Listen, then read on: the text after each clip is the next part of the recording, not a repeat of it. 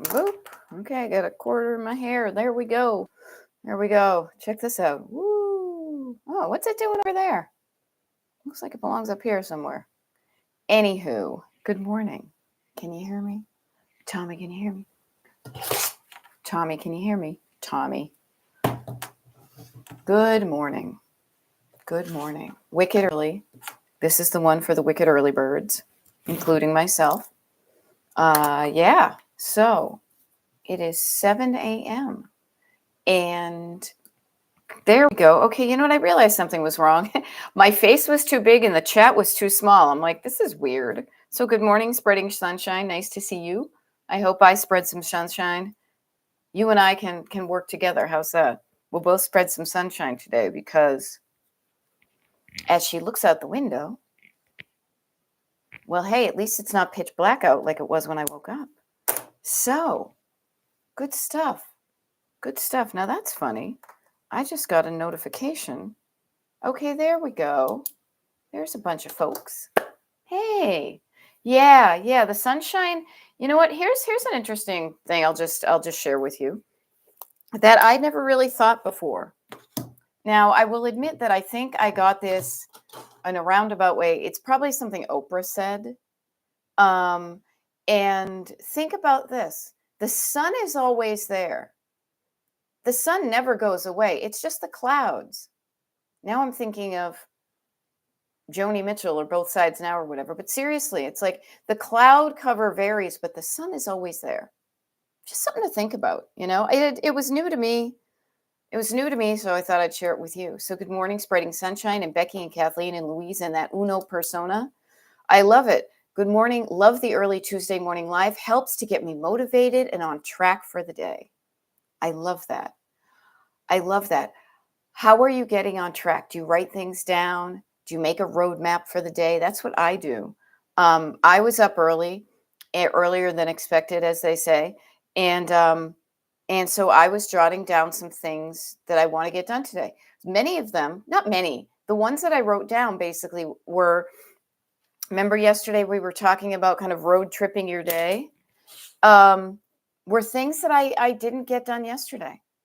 Not everything is perfect. I got a lot of good stuff done yesterday, and I also kind of took some time for myself because I was tired. I did a lot of stuff yesterday, and so my tank got empty.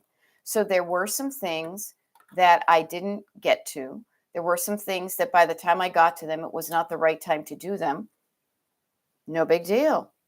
I don't make more of it than I have to. I don't turn the drama up. I just say, whatever, I didn't get it done yesterday, I'll do it tomorrow, and I will.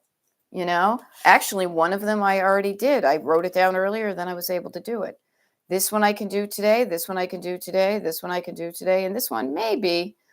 So already, no drama. Drama gets you just of like not seeing things clearly. You're seeing it through the lens of emotion. And trust me, I'm like Samantha Sang, and I'm like, it's just emotion that's taken me over, tied up in sorrow, lost in my song. Remember that one with Barry Gibb and probably all the brothers Gibb? Emotion can be a good thing, but it also can cloud your vision so you're not seeing things clearly. Now, this is why many people in the news tend to prey on your emotions. They know if they get you feeling emotions that you will not be looking at things clearly. Now, there's enough going on in the news that I'm not going to spend my time rehashing what's already out there, but just be aware that when you are in an emotional state, different parts of your brain are sending you messages, okay? Good morning, Kim K. I like you've got the double coffee cups or the cup. I've got my humongous mug today because it seems like it's going to be one of those early morning type dealies.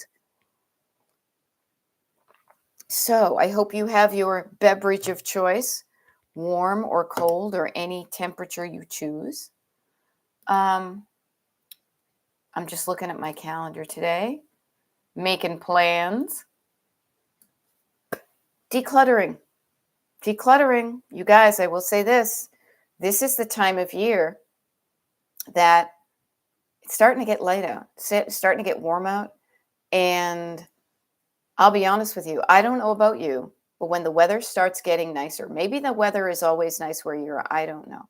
But when the weather is nice, I don't want to be stuck in my house like a little kid cleaning my room and you can't go out and play in the sunshine until your room is clean. No. But what I want to do is I want to have things so that when I'm out playing, I'm also not being, thinking, oh, I should be back cleaning the basement or whatever. So, how are you with that? Knowing that the weather, it's whatever, it's March 25th. April is like next week. Just looking right here. Yeah, a week from today is April 1st. April, though April showers may come your way, they bring the flowers that bloom in May. So we need the rain for the flowers, and spring is coming. The seasons are here. What do you want your spring to be like, declutter-wise?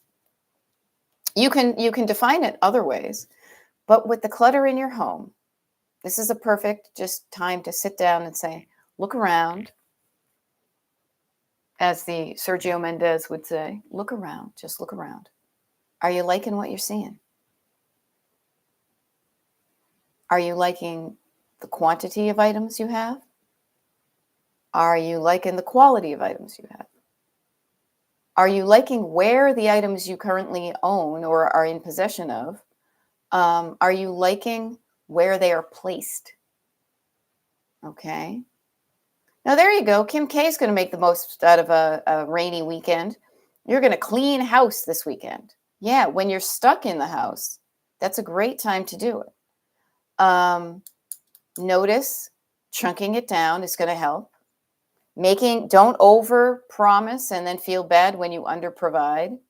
Under promise, and then anything over that is an over provide. It's kind of like when I was in retail, you don't want to promise too much and then disappoint somebody, the person, Yeah. Yeah, the tug of war. I love it. Louise is noticing the tension. I had a little thing there, but I can even use my little cord right here. Tension. Tension is caused by something pulling you one way and something pulling you the other. And it's tense because notice tension when it's in the middle, stuck in the middle with you. Who was that? Steelers wheel or something? Totally. So notice the tension of being, I want to be inside, but I have to be outside. I want to be outside, but I have to be inside. Pick one and work on it and feel good about what you pick. Okay. Okay. Now I love this. Good morning, blue skies. And Laura Voorhees is saying, I am feeling a little stuck in my journey. Okay, cool. Good to notice. Because when I look at what I have, I use things, but visually it seems like a bit much. Yes, advice. I love this because I used to be a visual merchandiser and I learned I have pictures of what my bedroom looked like. Not messy bedrooms, but when I started to decorate my own bedroom when I was in like high school and beyond, I have the occasional like snapshot of them. And then early on in my life, I started working for Pier 1 Imports and I started as a cashier, but we would often like stock shelves, reset shelves, things like that. And then I got more into visual merchandising and then I was a manager, yada, yada. So I have a lot of training in this. And what I want to offer to Laura is visually, if it seems like a bit much, notice that you're noticing that. Like it's not looking the way I want it to. Now, one of the things I want to offer to you, and especially I'll offer it to everybody, and this often comes up with people with ADHD. There is like a stock phrase that we have all learned that I don't necessarily think is 100% true all the time. So I am casting doubt in the accuracy of this statement that I'm about to state, so that you realize that just because it's something we say a lot doesn't necessarily mean it's true. And the statement is out of sight, and I'll put the air quotes in it, out of sight, out of mind. Now, oftentimes people with ADHD says, I need it, I can't put it away or I will forget it. Out of sight, out of mind. And I just want to offer to you that, Laura, one of the solutions to your thing may be getting clarity on, yes, I use the things, but with what frequency? Now, it may help you to put the things you use on a daily basis in a more convenient area, and that may be out on your surfaces, right? You're looking at your surfaces, and the things on your surfaces are too much because you see them 24/7. But are you using them 24/7? If not, I offer to you that you can train your brain, and you've done this already. You have examples all over your house. Everybody does, of where you have put it out of sight, but you still know it's there. What's that thing with little kids? Object permanence, object impermanence? I don't know. Google it. You probably have a cupboard where if you open it up, it's like open shelving. But when you close the cupboards, you're not like, oh, all that stuff has disappeared. No. You know when you have a drawer in your kitchen, you know what drawer your silverware is in, and you know what drawer your spatulas are in. Now your spatulas and so let me ask you this, since it's only a cool little handful of us early birds here. Laura Voorhees, when you look around, hopefully that helps. So I say the things you use frequently, put them in a place that's easy to reach, but it doesn't necessarily need to be like right in your face. I tend to put things that I enjoy looking at in visual eye, because when my eye lands on something that I enjoy seeing, I say, I don't necessarily enjoy seeing my toaster, nor do I use it every day. So I have our toaster on a little tray that I put in the cupboard, and I pull it out when I use toast, and then I unplug it and I put it away. So Laura, look around and notice the things that do not bring you visual pleasure. And just ask yourself, is there a place I could put that yet still know where it is so I use it? Knowing that you can train your brain you can create a new neural pathway. We are all flexible brains here. Your brain has not stopped growing unless you want it to. You can continue to create little roadmaps in your brain of where things are. Now, it takes practice, just like paving a road.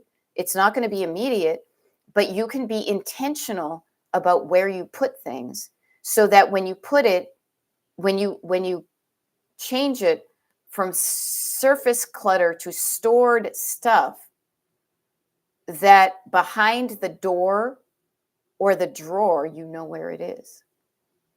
So everybody, just take a quick look around. And is there something that I spy with my little eye, something that when my eye lands on it, it goes, meh, I don't like that there.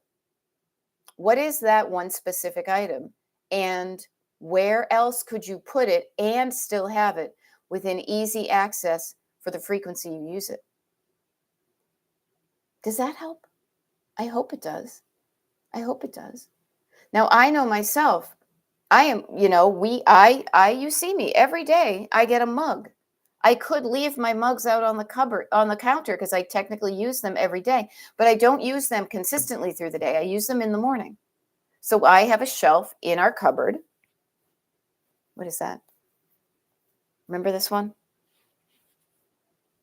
Here's the church, here's the steeple, open the doors, and there are the people. Here's your cupboard. You open it, there the mugs are there, right? Or this one where you open the door and it's like, where are all the people? Oh, it's Saturday. So I just want to offer you a counterpoint to the standard issue, just because somebody said it a wicked lot of times, that it's true. This is insidious. Repetition makes you believe something is true even when it's not. So that's why I disrupt that and say, wait a minute, is that even true? Just because somebody is saying it a lot does not make it true. So stop it and question it before you allow it to pass through your brain. And I say, just because it is out of sight does not mean it has to be out of mind. Okay. So check the things that you are repeating to yourself kind of without thought. And well, somebody said it, it must be true. Now, some things that you do repeat often are, you know, will hold up under scrutiny of is this true? Okay. Okay. So Laura Vor, I love this. Notice the specificity. We were talking generally about this. And this is the really cool thing, frankly, about having a small group of people. We can really get in depth. We can go from the surface into the stores.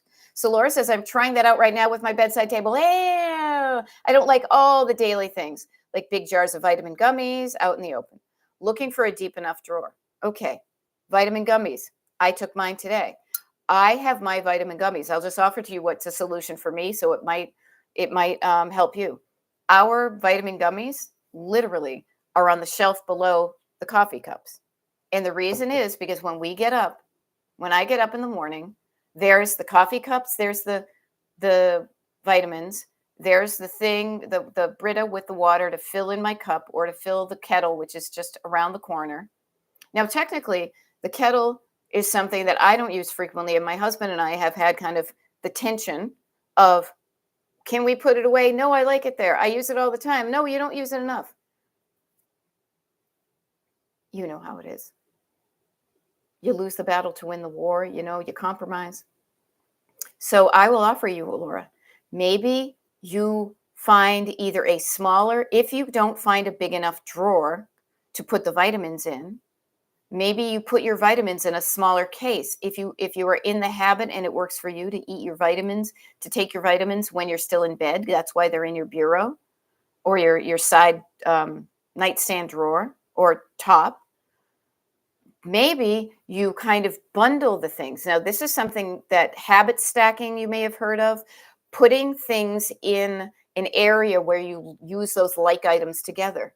That's why your toothbrush is probably near your toothpaste, and your dental floss might be near both of those things. And those things also might be near the other items that you use at that point in that room. Your face wash, your moisturizer, what have you. So there could be a completely new place for you to put your vitamin gummies. You could put them in the kitchen, maybe. Maybe you put them in the bathroom. So you take them before you brush your teeth, and then you brush all the residual gummies off your teeth in the morning. So open up your mind to an idea you ain't never heard of before. Don't just be like, well, they've always been on this shelf, so I've got to keep it on the shelf. No, that is a fixed mindset, and fixed mindsets just keep you stuck. I want you to practice. Ooh, remember I said I did a strength training workout? Man, Shevitz, am I feeling it this morning? Stretching your muscles, growing your muscles, saying just because this has been this way for a while doesn't mean it needs to stay this way. Now I love this. Danielle is offering, I put mine in a container and store them in the pantry. You could do that and keep them in your closet. That way you don't have to take up a drawer. Yeah, you could even put them in a prettier container so you're not like, wah, wah, I'm looking like my grandma's, side table because I've got tissues and, medicines on it and stuff. Now I love this. That one persona is like, aha, I am currently cleaning and decluttering an end table drawer. Now, see, this is awesome. Check this out. Everybody, she's got the little trophy. Laura says they fit in the drawer with my medicine box.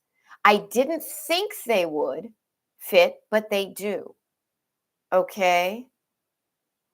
Yes. And I will repeat this because Blue Sky says they like it. Just because it's been this way for however many, it could be 40, 50, 60 years, however long you've been alive. You can change what you don't like. Yeah. If you don't like where that is, you can move it to someplace where you like it better. You have the power. And notice what happened with Laura. Her brain, who's an awesome, like part of your brain is awesome, but part of your brain is saying, I don't think it's going to fit there. Don't even try. And then you're like, I'm going to give it a shot. I'm going to see what happens. I didn't think it was going to work, but then I tried it and I found out if it was going to work or not going to work. Notice she took an action. She didn't stop at believing the message her brain was giving her. Notice that. Your brain thinks a lot of things. Not everything your brain thinks is true. Notice what you're thinking. Slow down, bring it out to the light and say, is that really true? Do I know? Is there a way I could test out this theory of is the medicine jar going to fit in the drawer? I don't think it's going to fit. I don't think so. Well, how can we be more sure about that? Notice, it might not. There's tension. There's tension in unknowing. So how can you know for sure? Now, some things you can't know for sure, but you can know. You could get the thing of gummy vitamins, bring it over to the drawer, and experiment. And sometimes you will be, yes, brain, you were right. It did not fit. But other times you can be like, oh, check this out. My spatial relations were off. It does fit. So I just offer there is tension in unknowing. Will she or won't she? Does he or doesn't he? Will it fit? Won't it fit? Will I get in trouble? Will I not get in trouble? Notice the tension. Pick one thing. And I highly recommend moving towards not fucking around and finding out, but finding out, knowing for sure, testing out the theory. Will it fit? Won't it fit? Let's try it. Let's get some resolution because it either will or won't. But when you're in limbo and you're not testing it out, you're just giving yourself unneeded tension. So yay, Laura. They fit in the drawer. Okay, so use this. Is there something that's causing you tension? I don't like where that is, but it's still there. Every day I look at it, I don't like where it is. You can do something about it. So we can play a game. Today, right now, I spy with my little eye something where I don't like where it is. Now, here's an important thing too. Will you go immediately to finding the perfect home for it? No. Sometimes yes, sometimes yes. But oftentimes no. What you're looking for is a better home for the thing right now. So, looking for better, not perfect. Sometimes you do find the perfect place. Oh, that's perfect. I love where that is. And sometimes it's, I don't like it where it is, so I'm going to move it somewhere else where it doesn't bug me as much. And experiment with that. I'm kind of looking around here, and I've got dribs and drabs here. I can easily put things away, but I also like a few little things around to give me something to interest. I would get bored if everything in this room, if this was a totally blank slate. But I put things there that I will use frequently, or not even frequently, but I don't mind. I don't mind it being there. It does not activate an with me. It's neutral. Like, yeah, that's fine. It's fine right there. I don't mind that. Notice, meh, it's fine. Where there are other things, I'm like, oh, I totally got to move that. That's totally bugging me. Notice the difference between meh and and ah. I love that. Ah, that feels so good. When I look there, do I feel ah or meh? Fine, good with it. And legit neutral, not meh, I can't do anything with it. Or am I like, do I want that? And notice my body is responding. My body is voting. My body can't use words, so my body uses sounds and movements and faces. No, you know why I have so many wrinkles? Because I freaking use my face all the time, right? So play with that. Play with that. And lean into how things make you feel. And if they make you feel not good, change it. Bubs, come on. That's what I got. What do you got? What can we do today? Do I have anything?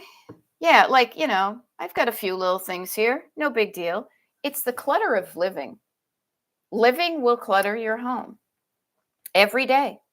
Every day you create clutter. Every day I'm hustling. Do, do, do, do, do, do, do.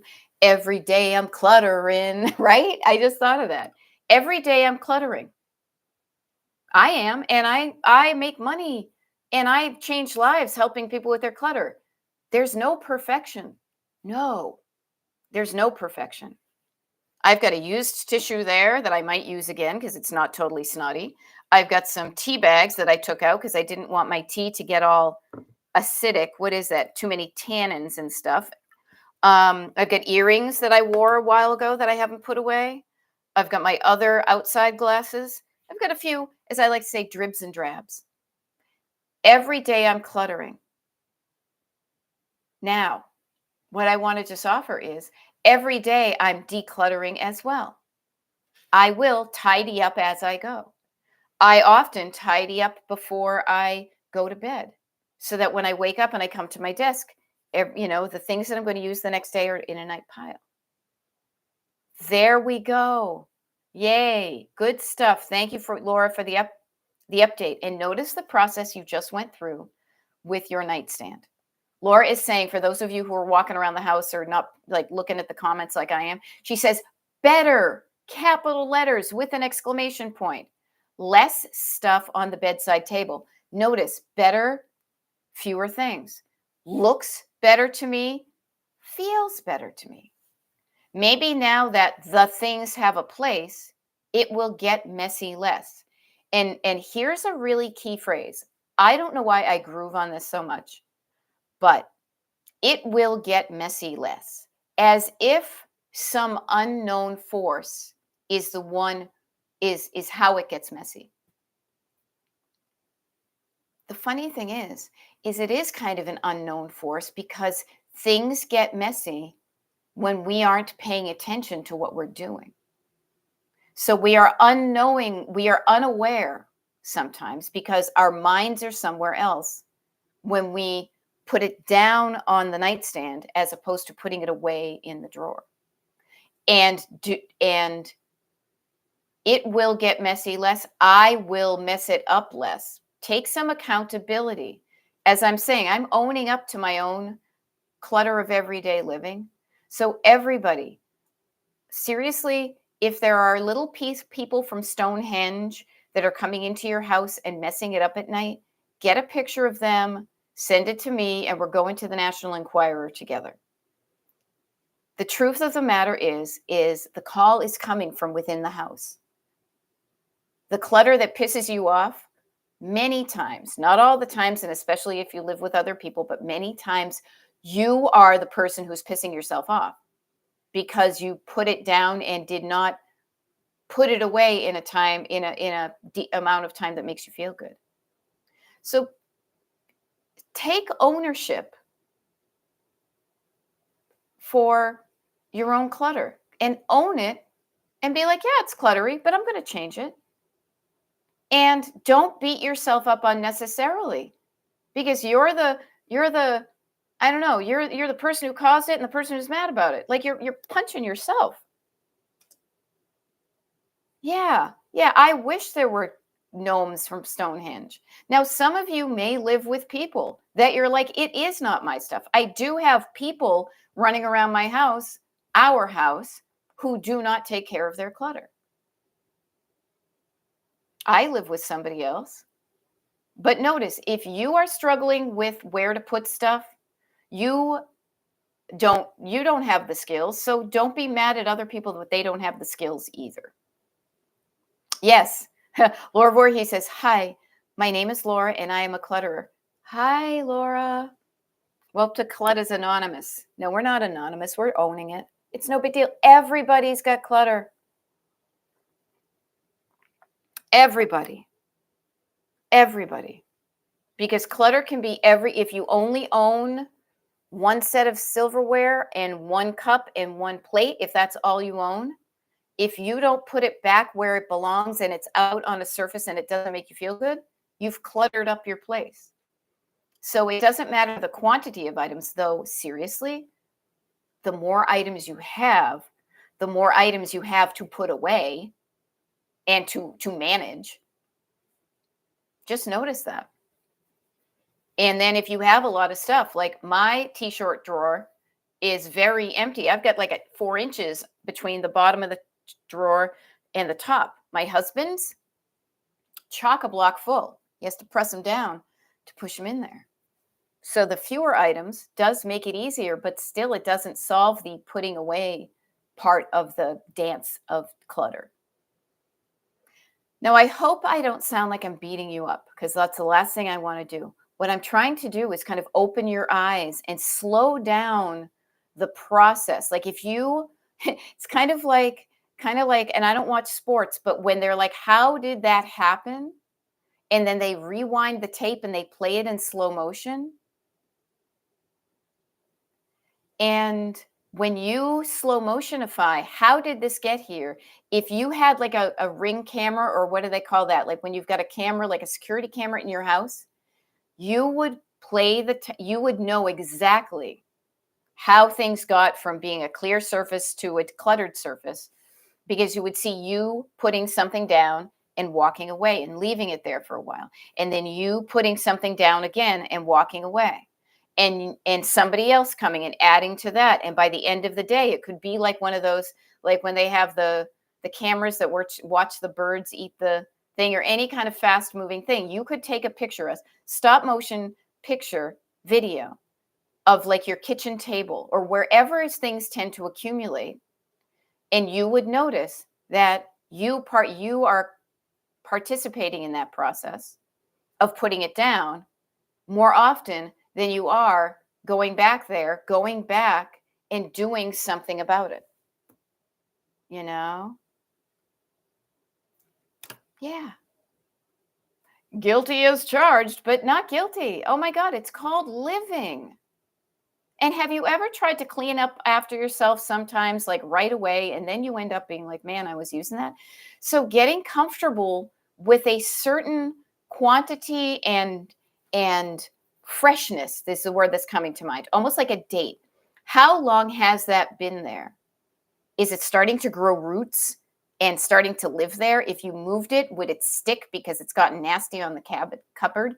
Or has it been there like, just within the few minutes?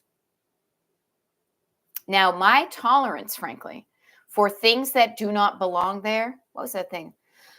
One of these things just doesn't belong here. One of these things is kind of the same.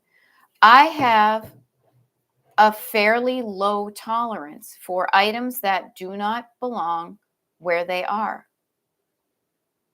Now, this helps me actually, because when I put things where they don't belong, I do that with intention for me to then take it a step further and get it to its better place.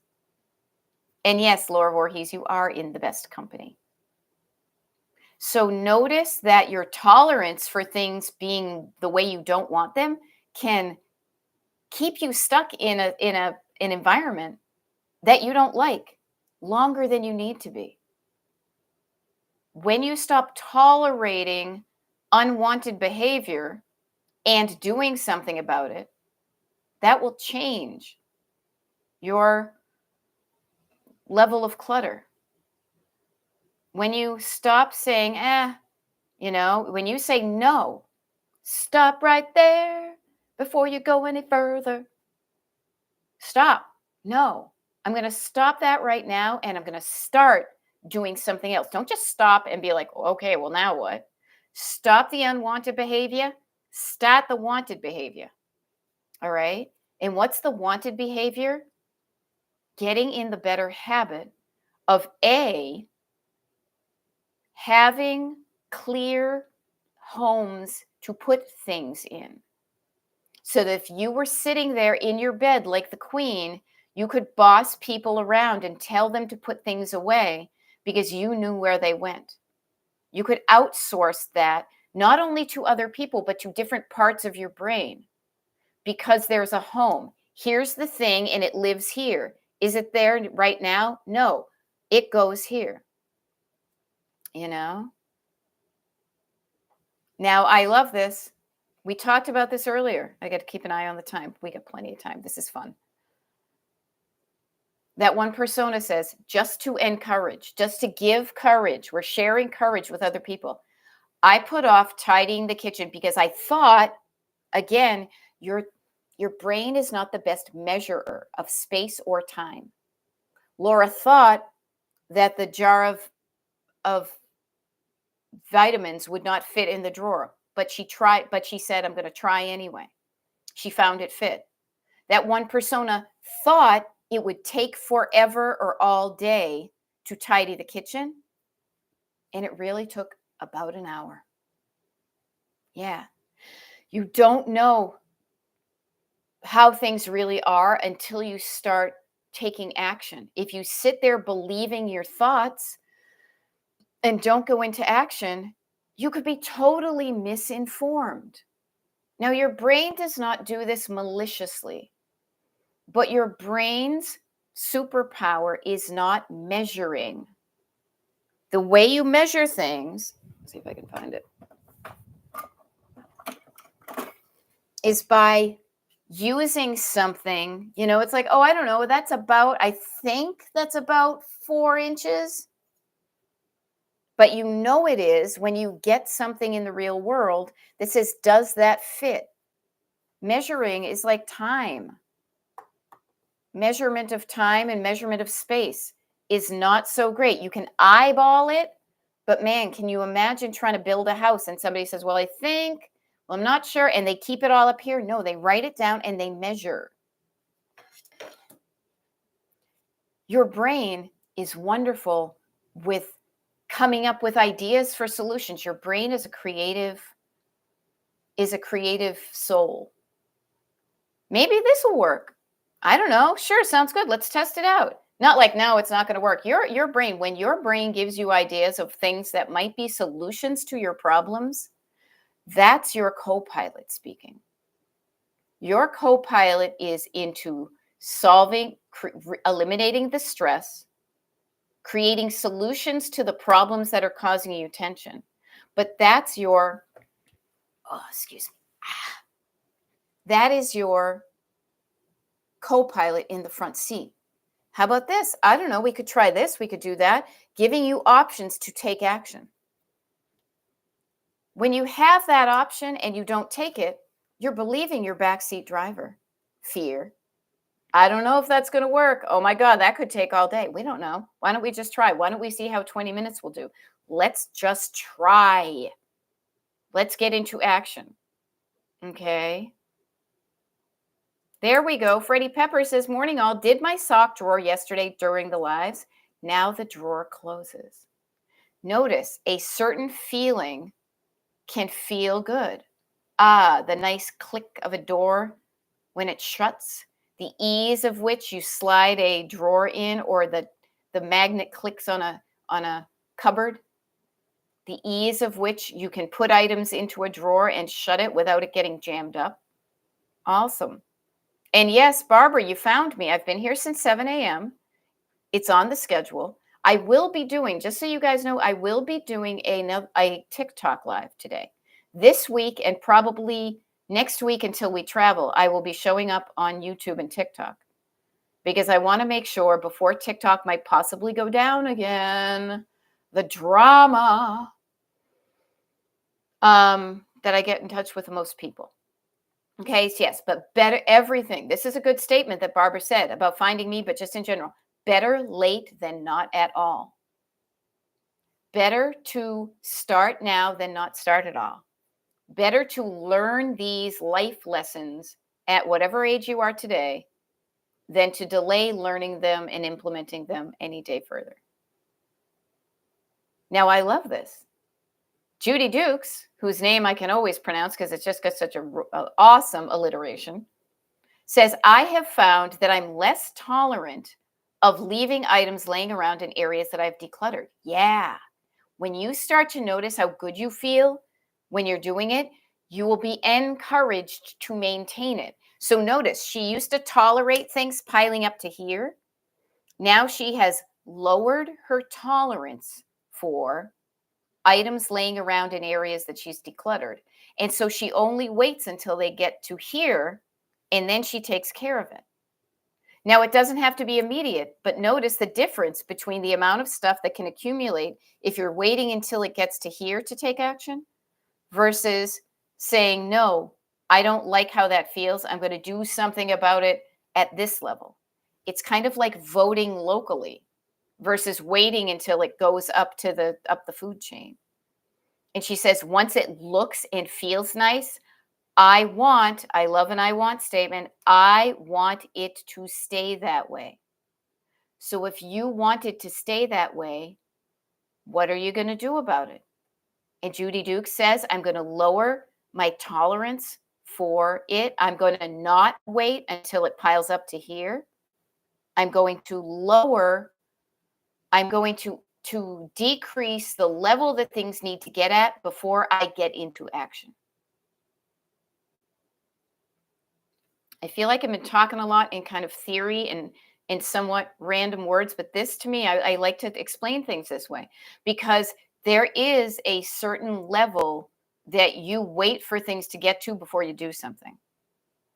And I have learned later in life, but better than none at all, the sooner I take action, the sooner whatever I don't want is just behind me, that I don't have to worry about it. If I vote for people on my school committee who I trust and they get into office, I don't have to worry about that that school committee until the next time, right? But if I wait and it's bad people, then there's a lot more to do down below. Okay, Kim K, thank you for telling me it makes certain sense. Because notice, we all have a certain level of things that we tolerate, that we say, it's okay from here to here. Here, I like it. I would so much better if things were like this. But there is a range of what you will tolerate. But then when you hit it, then you may be like, all right, enough. I'm going to do something about it. If you have it too much, if you let it build and build and build and build, and then you do something, you've got a lot of stuff. You've got a lot of evidence of pissed offness of yourself and others. If you let it build up, the smaller the thing is, it's easier to deal with. If you let your mate know that it really bugs you to keep the toilet seat up, all right, I'm not going to let it pile up and not tell him and not tell him and not tell him and then explode. You always leave the goddamn TV. It's comical. It is comical. But if you mention it every time, I don't know if I'll ever learn, and it could possibly be passive aggressive. And frankly, I don't care. But notice, we have a little thing about the toilet seat. My husband always leaves the toilet seat up whenever we're traveling. It's crazy. He never does it when we're at home. But man, oh man, it's as soon as we're in a hotel, fling, stays open. And I'm always like, he's like, what? Oh, really? Because he's not paying attention. He's not paying attention. All right. There we go. Now this is fun. Barbara didn't find me because she looked in the wrong area. She was on the wrong TV station.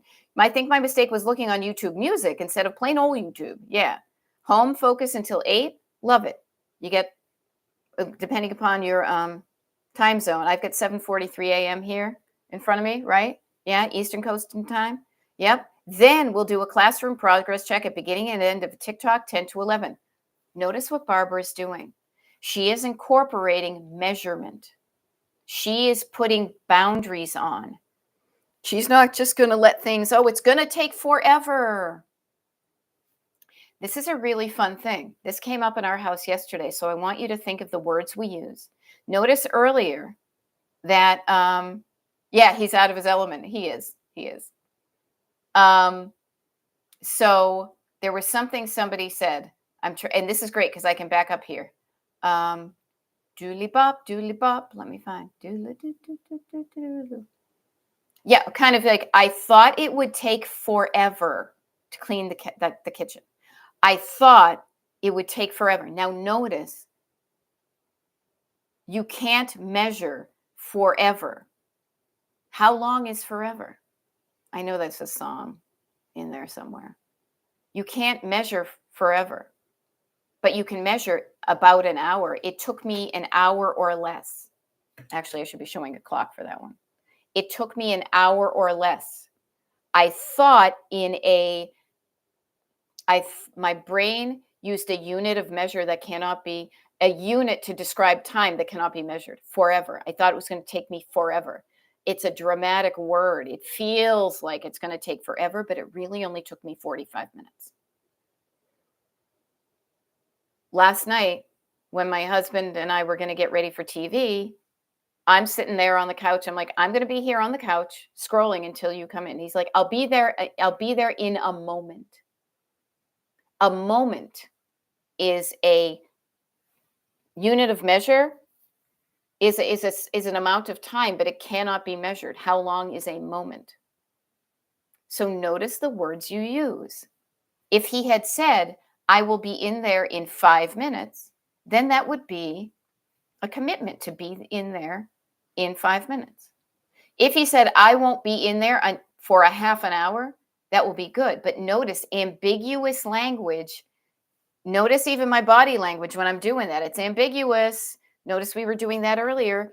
The tension ambiguity causes versus the clarity of I'll be there in 5 minutes or I'm not going to be there for another hour. Clarity. Okay, now I know what to do. Okay. Yeah. Yes. And here's the deal. If we think it's going to take forever and we don't put boundaries on it, if we don't say forever is an abstract concept and I don't want it to take forever, we can let it take forever. We will let it trail out. So Barbara says it definitely could take forever, but I want to see a movie today and I have dinner plans with old friends at 6, so I'll have to find a way. So yeah, when a movie starts at a certain time, dinner is starting at a certain time. So you can get a certain time, notice certain time, a number. When you attach numbers to things, it changes the way your brain thinks about it. When you say, Barbara, I am going to work in my classroom until 4 o'clock, then you've given your brain something concrete to hang on to. Okay, we're working here till 4. Or I'm going to work in this room for an hour. Instead of giving yourself a deadline, you give yourself like a chunk of time. And notice that can change the way you feel like it. But notice the backseat driver. This is going to take forever. We always do this. It's going to be, I'm looking, this is one I found myself using yesterday. I looked all over creation for something. I drove all over creation looking for this one pair of sneakers when I could have just bought them online. Notice the drama words and notice the words that cannot be measured. Now, certain things are good. Feelings cannot be measured. You don't say, I love you 87% with 87% of my heart. No. There's a certain place for ambiguous and declarative emotional language. But when you drain the emotion out of your decluttering and you just make it, I'm going to do it for 20 minutes and it's going to be better than when I started, then you have more emotional energy for the things that truly need emotion, which is the people you love and the things you want to change. Okay? Yeah, and notice the ambiguousness versus the clarity. Ambiguousness gives stress because you can't be articulate to somebody. Well, the clutter, I don't know, it just bugs me. Judy Dukes is saying, that's exactly what changed last week with my daughter. I'd let her clutter drive me crazy, but I started reminding her of what I need for a peaceful home. I need you to hang up your coat. I need you to put your shoes right here. I need you to put your dirty dishes in the sink. I need you to take care of your own shit because we share this whole house. I need you to stop piling things there, even though you've been doing it for a while. I've allowed it to build up and I've been railing against it silently. Do not rail silently. If there's something bugging you, let people know so they have an opportunity to change. When you're silent about something, it's kind of like you're accepting it. They think you're cool with it because you never said anything. This includes yourself. If you're bugged by something, listen to the part that's bugged about it and do something about it. Don't quietly seethe and think you can't do something about it. Okay? You've got the power. Now, maybe you don't want the power. Maybe you just want to blame somebody else or blame and complain. You've got a choice. You've got a choice. But how do you want to feel? How do you want to feel? Don't you just want to feel better? Looking at your stuff, that you know where things are. It's pretty boring, actually, and it kind of rocks. To know where things are, you open the thing. That's where that's where your forks are. That's where your underpants are. That's where your Christmas stuff is. That's where the stamps are. That's where the stapler is. You have a map of your home. You're playing like that kid game where you take the little things, not Perfection. Do you remember that one where they would set the timer and go tick, tick, tick, and then it would explode? It'd be like Perfection with the timer off. That's where the star-shaped thing goes. That's where the coffee cup-shaped thing goes. That's where the car in the, that's where the rake goes in the thing. Creating homes that make sense to you, both, what's the word I use? Visually and functionally. That's what I was thinking of. Making a home for your items in your home that achieve three things. Looks good to you. When your eyes land on it, it looks good. When you go to find something, it's easy. It's easy to use. It's easy to find it. It's easy to use it. And it's easy to put away. So it looks good. It functions easily. And when it looks good and functions easily, that plus, so it's like looks good plus functions easily equals feels good. And when you're not used to it feeling good, that feeling better is the distinction between feeling good all the time in your house and having not felt good. Okay? So just notice. There's a lot of good stuff. To me, I'm talking a lot of deep stuff here. I'm a morning bird. I will probably be blabbling on like a goofball tomorrow night when I do the YouTube Live at 8 p.m. But this is good stuff. The good news is this one's being recorded, so feel free to put this one back on and repeat it because this is some high level shit. But there's such good stuff in here. Okay. So Ellen is saying, pleasure having breakfast with you. Happy productive day. Productive and produce some joy too. Let's not just be worker bees. Let's be like buzzing around, having some fun bees. Ellen's getting moving, and I've got 7 more minutes with you guys before I hop onto coaching and yoga and something at 11 that I got to look at my roadmap for. Oh, the TikTok live is at 11. Yeah. So Penny Myers, she says, I just joined. Sounds like a conversation I want to hear. Grateful for the live replayability. Yeah. I can't even tell you what we've been on right now because one thing leads to another. But basically, I would sum it up as this. Pay attention to what bugs you. Pay attention to the feeling in your body of when you look at something and the feeling is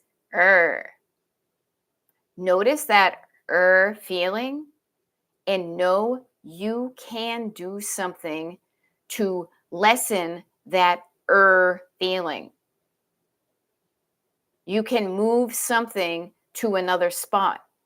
Earlier in the call, Laura Voorhees was looking from her bed to her nightstand and going, I don't like how that bottle of vitamins looks there. My eye went to the vitamins and then it came back and my body went, no, I don't like it. And then Laura did something with that I don't like it feeling. We have been trained our entire lives to pretty much ignore our bodies because that makes us more helpful to other people and ourselves at a certain point. But when you are consistently ignoring the signals your body sends you, you are disconnecting from a really valuable source of knowledge. You know when you don't see, when you know there's something, you're going to recoil. You can't help it. Your body has its own. I know there's a book, The Body and Keep Score or whatever. Start to tune into, how does this make me feel? And pay attention to that and say, okay, I'm looking down that dark hallway, not dark hallway, that dark alleyway, and I see a hooded figure at the end of a dark alleyway. How does that make me feel? Not so safe. Am I going to be like, no, I'm going to ignore it and just walk through? Or am I going to just take a turn? Notice your body is trying to keep you safe from harm. But sometimes it's afraid of things that you don't really need to be afraid of. Okay? So all sorts of good stuff here. We've got about 4 minutes. So I know there's going to be a lot of thoughts swirling around in your head today, but for what I just spoke about, like as if you were in a class or something, what I just want to offer to you is remind yourself when you're looking around, I can do something about that. Not I'm helpless. I can help this situation become better for me. Now, with that responsibility, that's you've got to take responsibility. We all, myself, I got to own up to the mess I've made. I would love to blame somebody else, but everything on this kind of cluttered table is me. Okay. I'm going to do something about it. And I'm going to do something about it sooner rather than later because I feel better when I look at a clear surface. And bonus points, it probably looks better to other people too. But I start with me. What's going to help me feel better? So if you're wondering what is going to help you feel better, start with what's making you not feel good right now. I don't like how that corner of the kitchen counter always becomes where paper gets stacked up. And instead of always becomes, notice the disassociation. Notice, I am in the habit of piling papers there. Get yourself used to, and don't beat yourself up, but notice that you created the problem so you can create the solution just by doing something different than what created the problem. Now, I feel like I've talked a lot and gotten into some really deep things. It may be early for you yet, but just know you can come back and replay this. You can watch it. But this is really, I think, a cool thing to look out in the world and remind yourself of the power you have. That even if you're the one who created the mess, you can start right now and do something different. Now I love it. Kim K says, my kitchen is my nemesis. No, your kitchen is inert. You are your nemesis in your kitchen. You are the one, and I'm pretending you all live alone. You or the people who you live with who may not have good clutter habits because you don't have good clutter habits. Don't blame the kitchen. The kitchen just sits there. You're the one who brings things in and out. And I don't say that. Again, I want to leave you with this. I don't say this to beat you up. I say this to wake you up. To be like, oh my God, you're right. I just realized my eyes are open now. I did that. Therefore, I can do something else instead and have a different outcome. Not blaming it on somebody else or, oh, it's the kitchen. It's the kitchen. I don't like it. Now, I love this. Notice what happened, and this is a great time to sign off because I do need to sign off and hop into coaching. Laura Voorhees, who at the beginning of the hour said, I don't like my bedstand and how this is. She says, the bedside table success is inspiring me to work on some more spots today. Okay? Notice that. When you take action, you inspire yourself. Okay? I'm going to sign off right now. I will see whoever wants to show up on TikTok Destination Declutter TikTok, 11 a.m. to 12 p.m. Eastern today.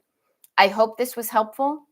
Feel free to rewatch it. It will be immediately uploaded. And have an awesome day, you guys. Okay. I will see you later. Bye.